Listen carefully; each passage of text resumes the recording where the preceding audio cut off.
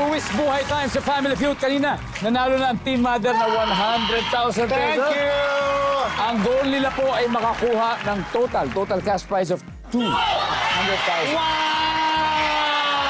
At syempre, panalo rin ng 20,000 ang napili niyong Charity Mother. Ano bang napili niyo? Which is Child House. Siyempre, ang Child House nga rito na matagal na pong sinusuporta ni Mother Ricky Reyes.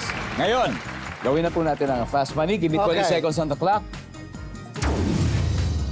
Alright. On a scale of 1 to 10, 10 pinakamataas, Mother, ha? Gaano ka kahusay makipagtawaran sa tiyangge o palengke? Go. 10. 10. Hindi ka mabubuhay kung walang ano. Hanap buhay. Birthday gift mo sa tatay mo na siguradong ikatutuwa nito. Pagiging tao kung sa ibang tao. Name something na laging dala ng jeepney driver. Panukli. Kung gagawin mo ito, mas okay na nakapatay ang ilaw. Matulog. Let's go, Mother Ricky! Okay! Okay. On a scale of 1 to 10, gaano kahusay makipagtawaran sa tiyangge o palengke? Gaano ka kayo kahusay? 10. Ang sabi ng survey dyan?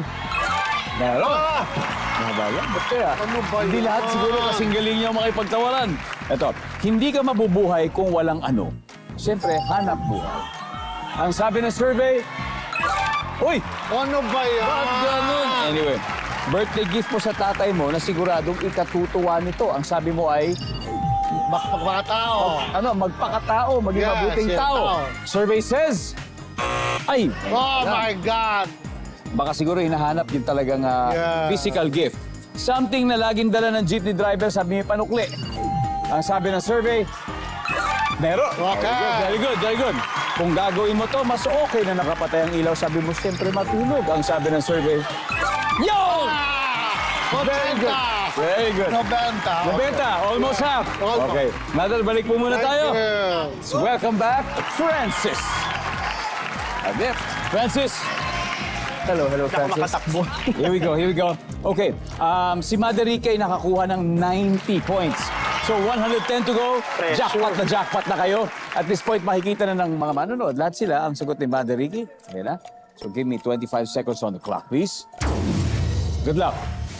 So on a scale of 1 to 10, 10 ang pinakamataas, gaano ka kahusay makipagtawaran sa tiyangge o palengke? 7. Hindi ka mabubuhay kung walang ano.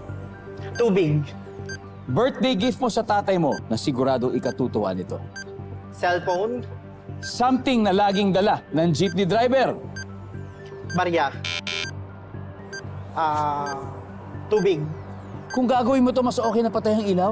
Labing-labing. Let's go, Francis. We need 110 points.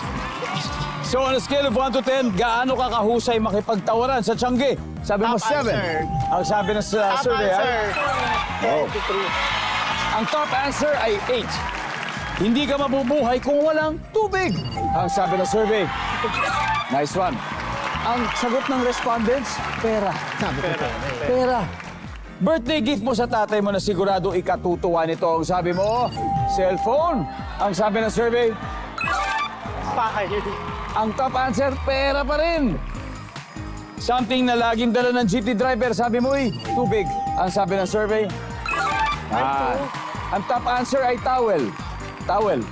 Kung gagawin mo to, mas okay na patay ang ilaw. Sabi mo, labing-labing. Ang sabi ng survey, ang top answer ay matulog. Matulog. Congratulations pa rin. Thank you. Team Mother, mag-uwi pa rin kayo ng 100,000 pesos.